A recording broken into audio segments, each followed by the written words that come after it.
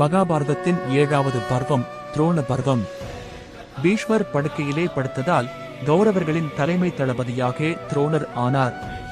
அவர் வீரத்தால் பாண்டவர்கள் பல சிரமங்களை சந்தித்தனர். ஒருநாள் சக்கர வியூகம் அமைக்கப்பட்ட போது அர்ஜுனனின் மகன் அபிமன்யு அதில் நுழைந்தான். அவன் அசாதாரண வீரத்தால் எதிரிகளை தகர்த்தான்.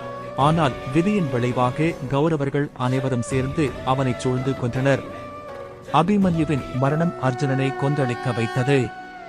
சூரியன் மறையும் முன் ஜெயத்ரதனை கொல்வேன் என்று அவன் சபதம் எடுத்தான்.